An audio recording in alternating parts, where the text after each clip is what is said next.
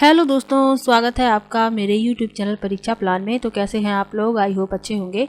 और जैसा कि आप लोगों को पता है कि मैं प्रीवियस ईयर के क्वेश्चंस को सॉल्व करवा रही हूं मैथ्स पेडागोजी के। पहले 2 वीडियो आ चुकी हैं, आप लोग वो वीडियो भी अवश्य देखिएगा। तो चलिए शुरू करते हैं आज के वीडियो को। वीडियो देखने के बाद यदि आपको अच्छा लगे तो वीडियो को लाइक और शेयर कीजिएगा, और यदि आप चैनल पर नए हैं तो चैनल को सब्सक्राइब कर लीजिए। पहला प्रश्न लिखा है, सुश्री रीना दशमलव के गुणन की संकल्पना का शिक्षण करने के लिए ग्रिड गतिविधि का प्रयोग करती हैं। उसका एक नमूना नीचे दिया गया है। ये ग्रिड पद्धति है, इसका एक नमूना दिया गया है। आगे लिखा है, इस पद्धति के द्वारा सुश्री रीना प्रक्रमणशील ज्ञान पर ज़्यादा बल दे रही हैं और संकल्पनात्मक ज्ञान पर कम। दूसरा विकल्प है, संकल्पनात्मक ज्ञान और समस्या समाधान पर ज़्यादा बल दे रही हैं। तीसरा है, सीखने के परंपरागत उपागम का प्रयोग कर रही हैं। और चौथा है, समस्या समाधान कौशल के विकास पर बल दे रही हैं। तो सुश्री रीना जो है गुणन संकल्पना पढ़ाने की प्रक्रिया में ग्रिड पद्धति का प्रयोग कर रही हैं। तो पहला विकल्प सही होगा कि प्रक्रमणशील ज्ञान पर ज़्यादा बल दे रही हैं और संकल्पनात्मक ज्ञान पर कम। पहला विकल्प इसमें सही है।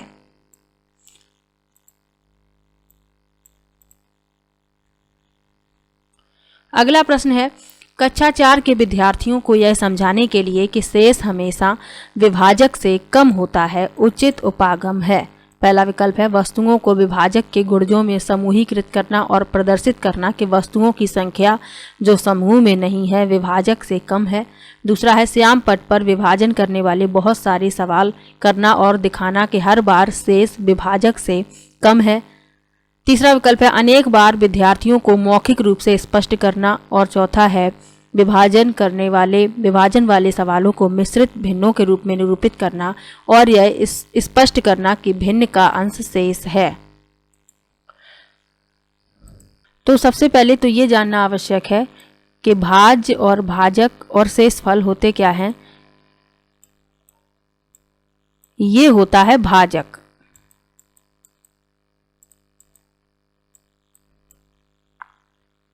ये होता है भाज्य। अब इसे भाग देंगे, 3 बार जाएगा, यहाँ आएगा 6, यहाँ बचेगा 1। तो ये होता है शेषफल और ये भागफल होता है।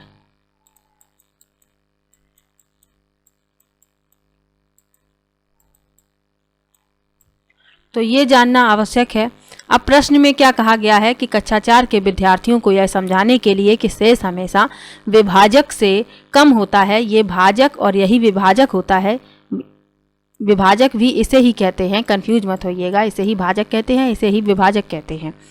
तो उचित उपागम है, तो पहला विकल्प सही होगा। वस्तुओं को विभाजक के गुणजों में समूहीकृत करना और प्रदर्शित करना कि वस्तुओं की संख्या जो समूह में नहीं है विभाजक से कम है। पहला विकल्प इसमें सही होगा। अगला प्रश्न देखते हैं। लिखा है, कक्षा 3 के विद्यार्थियों को संख्या पद्धति पढ़ाने का उद्देश्य है। पहला विकल्प है 6 अंकों तक गणना करना। दूसरा है, संख्याओं को सैकड़ा, दहाइयों और इकाइयों के समूह के रूप में देखना और स्थानीय मानों की सार्थकता को समझना। तीसरा है, 4 अंकों वाली संख्या के योग और व्यकलन के कौशल में प्रवीणता प्राप्त करना। और चौथा है, बड़ी संख्याओं को पढ़ने के कौशल में प्रवीणता प्राप्त करना। तो इस प्रश्न के लिए दूसरा विकल्प सही होगा। संख्याओं को सैकड़ा, दहाइयों और इकाइयों के समूह के रूप में देखना और स्थानीय मानों की सार्थकता को समझना। कक्षा 3 के विद्यार्थियों को संख्या पद्धति पढ़ाने का उद्देश्य यही है। दूसरा विकल्प इसमें सही है। अगला प्रश्न है, गणित में गणना करने संबंधी कौशलों को किसके द्वारा बढ़ाया जा सकता है। पहला विकल्प है, केवल संकल्पनात्मक ज्ञान देकर। दूसरा है, केवल एल्गोरिथम का वर्णन करके। तीसरा है, कक्षा में अभ्यास हेतु क्रियाशील गतिविधियों का आयोजन करके। और चौथा है, संकल्पनाओं और प्रक्रियाओं को स्पष्ट करने के बाद अधिक से अधिक अभ्यास कराना।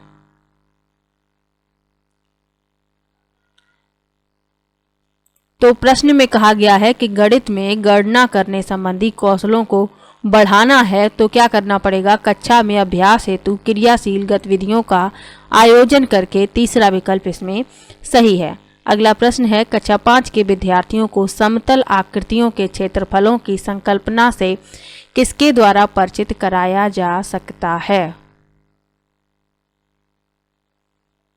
पहला विकल्प है इकाई वर्गों के गणन की सहायता से आकृतियों के क्षेत्रफल की गणना करना। दूसरा है विभिन्न वस्तुओं जैसे हथेली, पत्ती, पेंसिल आदि की सहायता से किसी भी आकृति के क्षेत्रफल को मापना। तीसरा विकल्प है आयत की लंबाई और चौड़ाई का पता लगाते हुए आयत के क्षेत्रफल के सूत्र का प्रयोग करके आयत के क्षेत्रफल की गणना करना। और चौथा है आयत और वर्ग के क्षेत्रफल का सूत्र बताना। तो कक्षा 5 के विद्यार्थियों को समतल आकृतियों के क्षेत्रफल की संकल्पना से परिचित कराना है। तो विभिन्न वस्तुओं जैसे हथेली, पत्ती, पेंसिल आदि की सहायता से किसी भी आकृति के क्षेत्रफल को मापना। दूसरा विकल्प इसमें सही है। अगला प्रश्न है, राष्ट्रीय पाठ्यचर्या की रूपरेखा 2005 मानती है कि गणित में चिंतन और तर्कणा का एक तरीका शामिल है। इस दृष्टिकोण को किसके द्वारा प्राप्त किया जा सकता है? पहला विकल्प है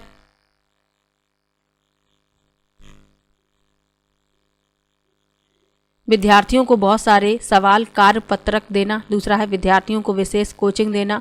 तीसरा है खोजबीन उपागम का प्रयोग करना, हस्तचालकों का प्रयोग करना, संकल्पनाओं को वास्तविक जीवन से जोड़ना, विद्यार्थियों को चर्चाओं में शामिल करना। और चौथा है गणित की सभी पाठ्य पुस्तकों का पुनर्लेखन करना। तो बहुत सारे सवाल देना गलत, विद्यार्थियों को विशेष कोचिंग गलत, गणित की सभी पाठ्य पुस्तकों का पुनर्लेखन करना ये भी गलत। तीसरा विकल्प इसमें सही है, खोजबीन उपागम का प्रयोग करना, हस्तचालकों का प्रयोग करना, संकल्पनाओं को वास्तविक जीवन से जोड़ना, विद्यार्थियों को चर्चाओं में शामिल करना। जब भी आप पेपर दें तो पेपर में सभी विकल्पों को ध्यान से अवश्य पढ़ें। यदि आपको किसी भी प्रश्न का उत्तर नहीं भी आ रहा है और आप विकल्प सही से ध्यान से पढ़ेंगे तो आपको समझ में आ जाएगा कि इस प्रश्न का उत्तर क्या हो सकता है। अगला प्रश्न है, भिन्नों का योग पढ़ाते समय श्री सिंह द्वारा यह देखा गया कि निम्नलिखित प्रकार की त्रुटि बहुत आम है। ये लिखा हुआ है कि 2/3 + 2/5 = 4/10। श्री सिंह को निम्नलिखित उपचारात्मक कार्य करना चाहिए। पहला विकल्प है हर के लघुत्तम समापवर्त यानी लासा की संकल्पना को स्पष्ट करना। दूसरा है समान प्रकार के सवालों का अधिक अभ्यास कराना। तीसरा है असमान भिन्नों के योग की संकल्पना को स्पष्ट करने के लिए चित्रात्मक प्रतिरूप देना तथा बाद में समान प्रकार के सवालों का अभ्यास कराना। और चौथा विकल्प है विद्यार्थियों को मेहनत करने की सलाह देना और भिन्नों के योग वाले सवालों का अभ्यास कराना। तो इस प्रश्न के लिए कौन सा सही हो सकता है? लिखा है हर के लघुत्तम समापवर्त संकल्पना को स्पष्ट करना गलत। समान प्रकार के सवालों को अधिक अभ्यास कराना। अभ्यास कराने से क्या होगा? जब बच्चे गलती कर रहे हैं, विद्यार्थियों को मेहनत करने की सलाह देना, मेहनत करने से भी कुछ नहीं होगा। तीसरा विकल्प इसमें सही है, असमान भिन्नों के योग की संकल्पना को स्पष्ट करने के लिए चित्रात्मक प्रतिरूप देना तथा बाद में समान प्रकार के सवालों का अभ्यास कराना। अब मेहनत करने के लिए कह दिया जाए और बच्चों को समझाया ही ना जाए तो मेहनत करने का कोई भी फायदा नहीं होगा। तो सबसे पहले बच्चों को क्या करना है? असमान भिन्नों के योग की संकल्पना को स्पष्ट करना है। उसके लिए क्या करना है? चित्रात्मक प्रतिरूप देना है। असमान भिन्नों की योग की संकल्पना को स्पष्ट करने के लिए चित्रात्मक प्रतिरूप देना है तथा बाद में समान प्रकार के जो सवाल हैं उनका अभ्यास कराना है। तब बच्चे समझ पाएंगे और इस प्रकार की त्रुटि नहीं करेंगे। अगला प्रश्न है, लिखा है योग और व्यकलन पर आधारित शब्दों में दिए गए सवालों को हल करने की विद्यार्थियों की दक्षता का आकलन करने के लिए आकलन के शीर्षक हैं। पहला विकल्प है गलत, आंशिक रूप से सही, पूर्णतः सही। दूसरा है सवाल का बोधन, निष्पादित की जाने वाली संक्रिया की पहचान, समस्या का गणितीय रूप में निरूपण, सवाल का समाधान और प्रस्तुतिकरण। तीसरा है सवाल का बोधन और सही जवाब। और चौथा है सवाल की पहचान, सही संक्रिया निष्पादित करना। तो इस प्रश्न के लिए दूसरा विकल्प सही है, सवाल का बोधन, निष्पादित की जाने वाली संक्रिया की पहचान, समस्या का गणितीय रूप में निरूपण, सवाल का समाधान और प्रस्तुतिकरण। दूसरा विकल्प इसमें सही है। अगला प्रश्न है, भिन्नों की योग संकल्पना के पाठ पर योजना बनाते समय शिक्षक पट्टी मोड़ने वाली गतिविधि का प्रयोग कर रहा है। यानी शिक्षक जो है भिन्न पढ़ा रहा है, भिन्न में योग की संकल्पना पढ़ा रहा है, तो वह इस प्रकार से पढ़ा रहा है, कागज की पट्टी है उसको मोड़कर। आगे लिखा है उपर्युक्त गतिविधि है।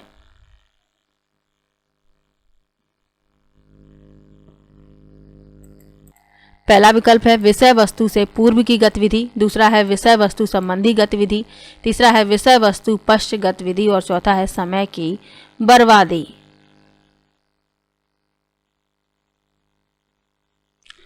तो वह क्या कर रहा है, इस प्रकार से बता रहा है पहले बच्चों को भिन्न के बारे में, उसके बाद योग पढ़ाएगा, यानी विषय वस्तु से पूर्व की गतिविधि कर रहा है। पहला विकल्प इसमें सही है।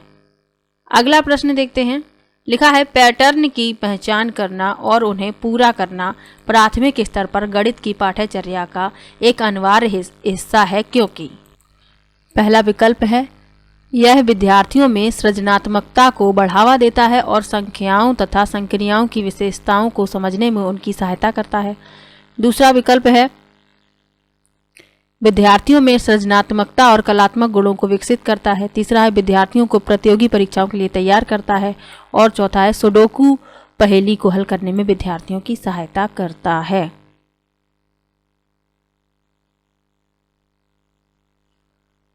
तो इस प्रश्न के लिए पहला विकल्प सही होगा। यह विद्यार्थियों में सृजनात्मकता को बढ़ावा देता है और संख्याओं तथा संक्रियाओं की विशेषताओं को समझने में उनकी सहायता करता है। अगला प्रश्न है कक्षा 2 में अबेकस का प्रयोग में विद्यार्थियों की सहायता नहीं करता।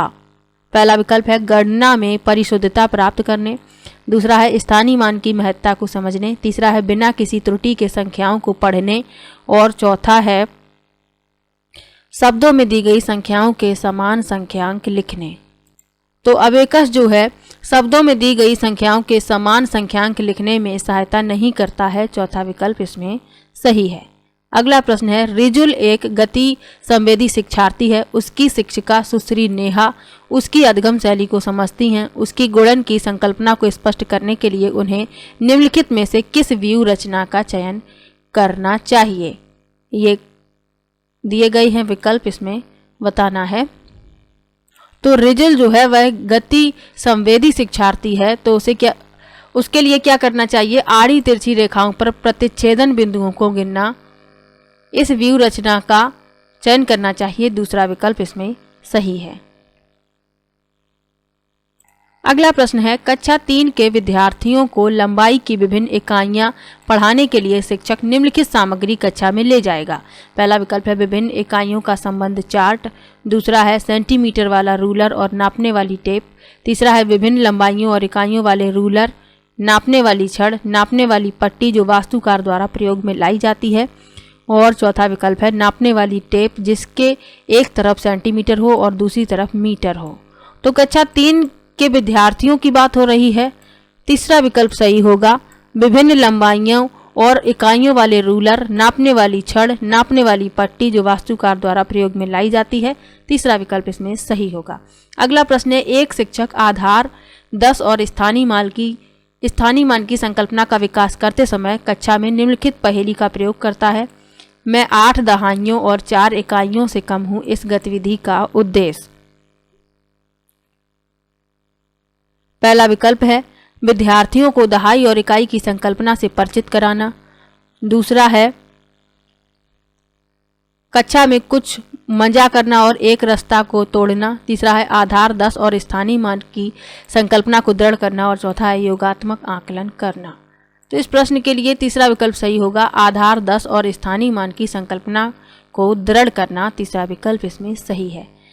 अगला प्रश्न है सबसे उपयुक्त व्यू रचना जिसका प्रयोग धनराशि के योग की कुशलता को आत्मसात करने के लिए किया जा सकता है।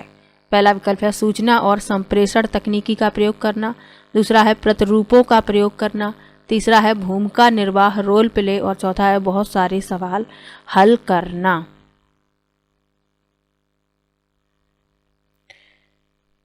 तो इस प्रश्न के लिए पहला विकल्प सही, पहला नहीं, तीसरा विकल्प सही होगा, भूमिका निर्वाह रोल प्ले।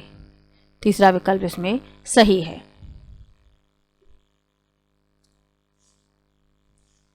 तो ये जो पेपर था ये मई 2012 वाला पेपर था। इसमें जो भी मैथ पेडागोजी के क्वेश्चन थे उनको सॉल्व कर लिया है। मिलते हैं नेक्स्ट वीडियो में।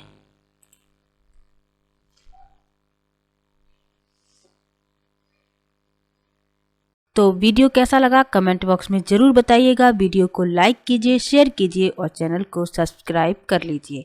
मिलते हैं नेक्स्ट वीडियो में, तब तक के लिए बाय बाय।